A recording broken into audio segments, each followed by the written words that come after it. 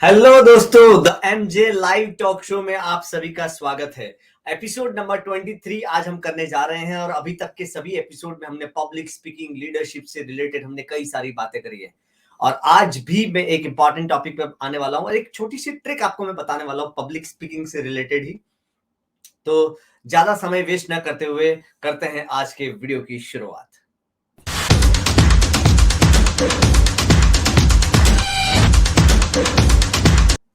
तो आज मैं बात करने वाला हूं कि कभी भी आप जब स्टेज पर आते हैं तो तीन चीजें, कोई भी स्पीकिंग सिचुएशन, आप ग्रुप में बात कर रहे हैं, आप वन ऑन वन बात कर रहे हैं या आप स्टेज पर बात कर रहे हैं, तीन चीजें इंपॉर्टेंट होती हैं। पहला है स्पीच, दूसरा है स्पीकर और तीसरा है audience. Speech, speaker and audience, अगर इन तीनों का तालमेल अच्छा बन जाए तो आप अच्छे स्पीकर बन जाते हैं। आपकी जो बातें हैं, आप जो कन्वे करना चाहते हैं, वो अच्छे से ऑडियंस तक पहुंच जाता है। अब सबसे पहले बात करते हैं स्पीच की, कि जब भी आपको पता चले कि आपको कहीं पे बात करने के लिए जाना है, कहीं पे आप स्टेज पे बात करने के लिए जा रहे हैं, तो अपनी स्पीच, आपको सबसे पहले तो आपको कितना समय मिला है, आपको 10 मिनट बोलने के लिए मिले हैं, आपको 15 मिनट बोलने के लिए मिले हैं, या आपके पास 1 घंटा 2 घंटा बोलने के लिए है।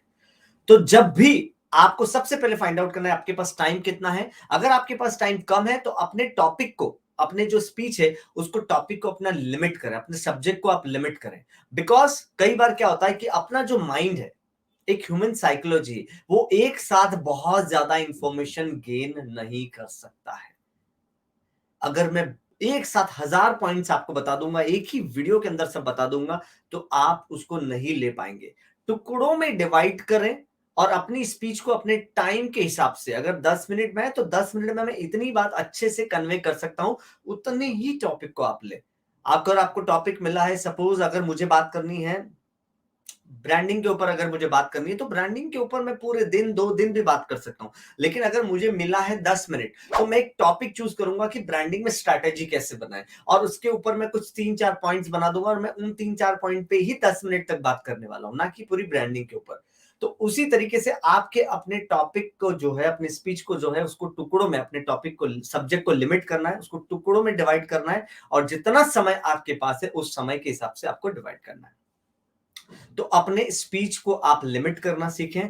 दूसरा, कई बार क्या होता है कि स्पीच हम इतना ज्यादा फास्ट फास्ट फास्ट फास्ट बोलते हैं, क्योंकि स्पीकर के दिमाग में होता है कि मुझे खत्म करना है। अगर आपके दिमाग में खत्म करना है ऐसा है, तो आप अपने स्पीच को फटाफट फटाफट डिलीवर करेंगे। कुछ स्पीकर्स होते हैं जो फटाफट ऐसे बोलते हैं, आज मैं बताने वाला हूं पब्लिक स्पीकिंग के बारे में, पब्लिक स्पीकिंग के 3 फैक्टर के बारे में बताऊंगा। उनकी गाड़ी में, उनके स्पीच में कहीं पे भी पॉजेस, कॉमा, ये आते ही नहीं है। वॉइस मॉड्यूलेशन ये उनकी स्पीच में आता ही नहीं है। तो अगर आपको अपनी स्पीच को बेहतर करना है, बेहतर तरीके से कन्वे करना है, तो उसका सीधा सा जवाब है कि आपको अपने स्पीच में वॉइस मॉड्यूलेशन लाना पड़ेगा। आपको अपने स्पीच के अंदर स्पीच लैंग्वेज, जिसको मैं बोलता हूं, जैसे बॉडी लैंग्वेज होती है वैसे स्पीच लैंग्वेज होती है, जिसमें आपका वॉइस मॉड्यूलेशन, कब आपको अपर नोट, किस बात पे आपको जोर देना है, किस बात को आपको एम्फेसाइज करना है, वो कहां पे आपको प्रेशर करना है, कहां पे आपको पॉज लेना है, ये सारी चीजें इंपॉर्टेंट होती है। बिकॉज अगर आप पॉजेज वगैरह नहीं लेंगे तो स्पीच का आपका बतंगड़ बन जाएगा। फॉर एग्जाम्पल, अगर आपको कहना है, एक एक एक सेंटेंस में यहाँ पे बोल के दिखाता हूं कि मम्मी पापा बाहर गए। ठीक है, अब इस सेंटेंस से समझ में आता है कि मम्मी पापा बाहर गए, लेकिन अब मैं इसको थोड़ा सा पॉज लेकर के बोलता हूं, मम्मी पापा बाहर गए। मीनिंग चेंज हो गया। यहां पे मैं मम्मी को बोल रहा हूं, मम्मी पापा बाहर गए। तो यहां पे मीनिंग चेंज हो गया कि मैं मम्मी को बोल रहा हूं कि पापा बाहर गए, और पहले सेंटेंस में मम्मी पापा बाहर गए। तो आप जब अपने स्पीच में सेंटेंस बोलते हैं, अगर पॉजेस सही लगन नहीं लगाया, तो उसका अर्थ का अनर्थ हो सकता है। उससे लोगों को मिसअंडरस्टैंडिंग हो सकती है कि आप क्या बताना चाह रहे थे और वो क्या समझ बैठे। कब आपको अपर नोट लेना है, अब यहां पे जब मैंने बोला मम्मी पापा बाहर गए, तो मम्मी पे मैंने स्ट्रेस दिया है, क्योंकि मैं मम्मी को बता रहा हूं। अगर मुझे कोई कंपनी के फैक्ट बताने हैं कि आज हमारी कंपनी 13 साल पूरे कर चुकी है, तो 13 पर जोर है। आज हमारी कंपनी, हमारी पे थोड़ा स्ट्रेस है, हमारी। कंपनी 13 साल पूरे कर चुकी है। तो 13 पर जोर है, क्योंकि मैं बताना यहाँ पे 13 की बात कर रहा हूँ, 13 की बात कर रहा हूँ कि 13 साल पूरे कर लिए। तो कहाँ पे स्ट्रेस देना है, कहाँ पे पॉजेस लेने हैं, दैट्स वेरी मच इंपॉर्टेंट कि लोगों को आपकी बात समझ में आए। अगर हम वो पॉजेस, हम वो स्ट्रेस, वो एम्फेसाइज हम सही जगह नहीं कर पाए तो हमारे बात का अनर्थ हो जाएगा। तो स्पीच आपका आपका जो सब्जेक्ट है उसको लिमिट करें, और उस टाइम फ्रेम के अंदर वॉइस मॉड्यूलेशन, वॉइस लैंग्वेज कैसे आप यूज करके उसको बेहतर तरीके से कर सकते हैं, वो आपको सीखना पड़ेगा। दूसरा यहां पे आता है स्पीकर, जो बोलने वाला है। अगर मेरा वॉइस मॉड्यूलेशन अच्छा है लेकिन मेरे कॉन्फिडेंस की धज्जियां उड़ी हुई है, या मेरे स्टेज पे आते ही मेरे हाथ कांप रहे हैं, मेरे पैर कांप रहे हैं, तो यहां पे मैं, अगर मेरा बॉडी लैंग्वेज, मेरा अपीयरेंस अगर उस लेवल का नहीं होगा, अच्छा नहीं होगा, तो कहीं ना कहीं मैं अपना स्पीच अच्छे से कन्वे नहीं कर पाऊंगा। तो मेरा कॉन्फिडेंट होना बहुत ज्यादा जरूरी, अपने सब्जेक्ट में मेरी एक्सपर्टीज होना बहुत ज्यादा जरूरी है। एटलीस्ट जिस टॉपिक पे मैं बात कर रहा हूं वो प्रॉपर रिसर्च के बाद कि उसमें प्रॉपर डेटा जो भी है, जो सच है, वो मुझे बताने का, वो मुझे कॉन्फिडेंट होना बहुत ज्यादा जरूरी है। वो मेरा अपीयरेंस वैसा होना जरूरी है, और डिपेंड्स आपके सामने ऑडियंस कैसी है। और अपने एक स्पीकर को ह्यूमर लाना बहुत ज्यादा जरूरी, बिकॉज अगर मैं 1 घंटे तक बात कर रहा हूं और उसमें ह्यूमर कहीं पे भी नहीं है, थोड़ा सा हंसी, एक हल्की सी डिसेंट सी हंसी, थोड़ा सा एग्जाम्पल, छोटे छोटे एग्जाम्पल, अगर ये सब नहीं है तो कहीं ना कहीं एक स्पीकर का इंप्रेशन, अगर वो एक्सपर्ट होते हुए भी उसका इंप्रेशन जो होता है वो अच्छा नहीं होता है। तो एज ए स्पीकर आपको अपना पावर पोस्चर, बॉडी लैंग्वेज के जरिए आप अपने को अपना पावर पोस्चर लेकर के अपने स्पीच पर कॉन्फिडेंट होकर के आपसे बात करनी, लोगों से बात करनी। अब यहाँ पे जब मैं स्पीकर के बॉडी लैंग्वेज और इसकी बात कर रहा हूं, तो यहाँ पे मैं ये जरूर बताना चाहूंगा कि मेरी जो बुक है the ultimate secrets of public speaking, ये अमेजोन पर उपलब्ध है और 50% डिस्काउंट के साथ उपलब्ध है, जिसमें मैंने ये स्पीच, ये स्पीकर, ये स्टोरी टेलिंग, ऑडियंस और बॉडी लैंग्वेज, वॉइस मॉड्यूलेशन, कहाँ पॉजेस लेना चाहिए, कैसे लेना चाहिए, ये सारा कुछ मैंने इसमें एक्सप्लेन किया है। और इस बुक का और मेरी जो दूसरी बुक है ब्रांडिंग का, ये दोनों बुक का मैं लॉन्च करने जा रहा हूं 2 सितंबर, ब्लू वाटर रावित पिंपरी चिंचवड के अंदर, hotel blue water Ravet Pimpri Chinchwad, 2 सितंबर को शाम को 5 बजे से, फॉलोड बाय डिनर।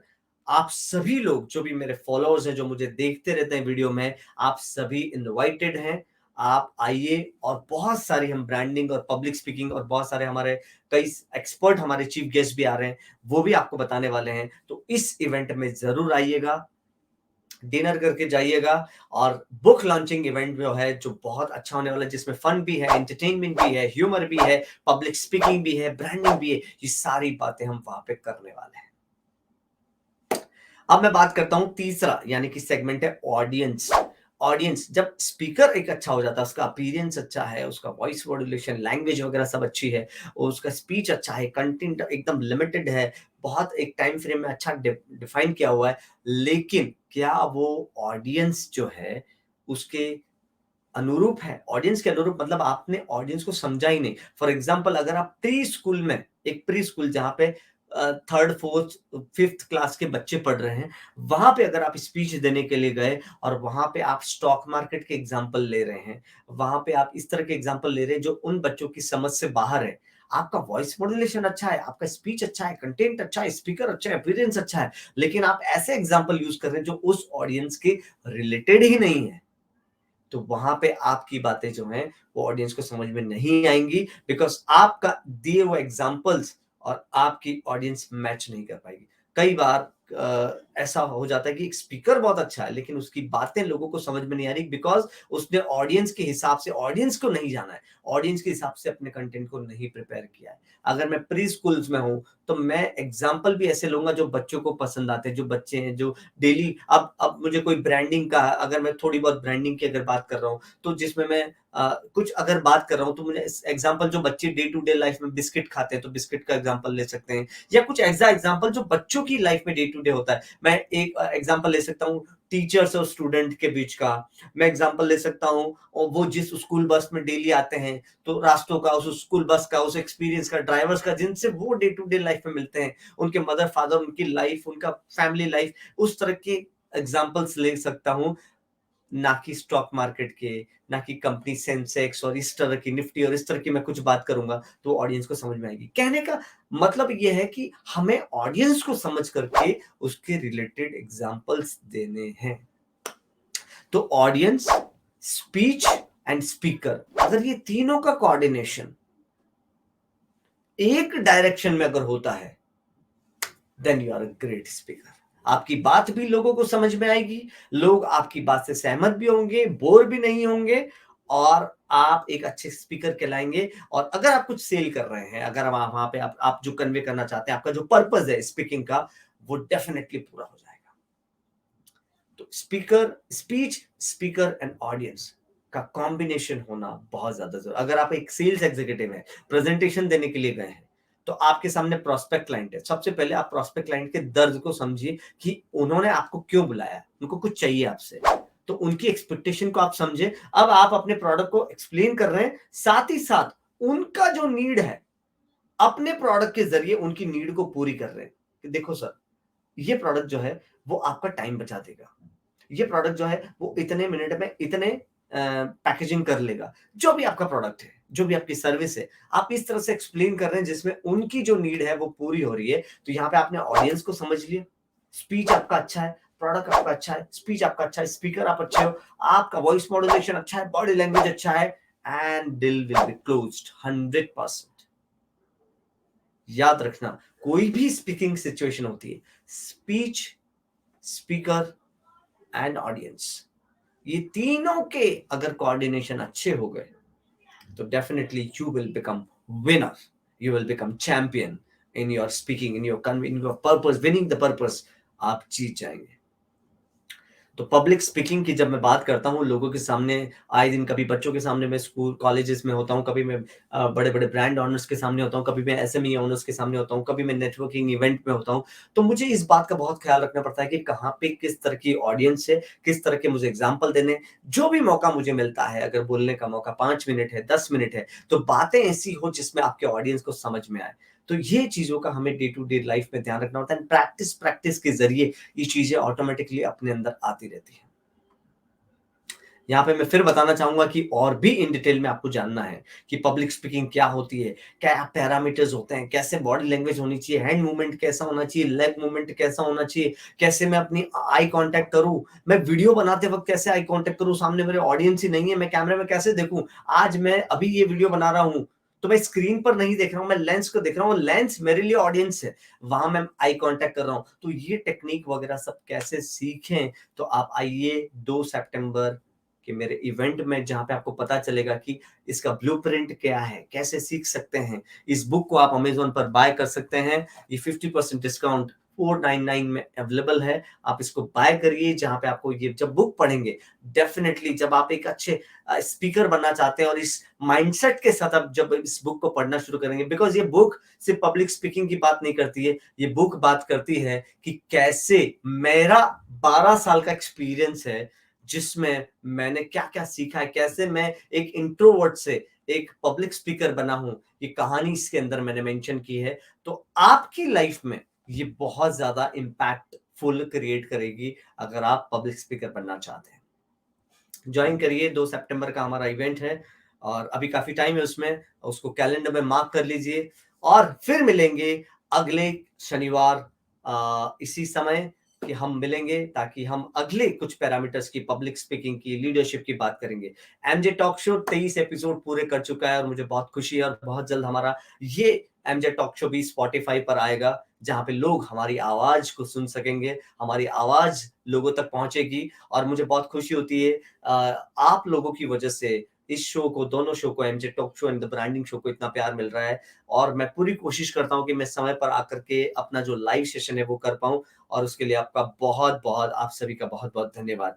और हमारी एक अच्छी ऑडियंस है जो हमेशा लाइव होने पे रहती है, सोनाली पक्का, thank you so much for being with us since when we started, thank you so much. और ऐसे ही फॉलोअर्स की वजह से आज हमारी लाइफ ग्रो कर रही है, और उन सभी फॉलोअर्स को, और स्पेशल इस तरह के स्पेशल फॉलोअर्स को तो हम दिल से धन्यवाद कहते हैं कि आपकी वजह से हम आगे बढ़ रहे हैं। Thank you so much. मिलेंगे अगले शनिवार रात 9 बजे पब्लिक स्पीकिंग के कुछ अलग पैरामीटर्स के साथ। तब तक के लिए इजाजत दीजिए। आपका Mani Jain, thank you so much.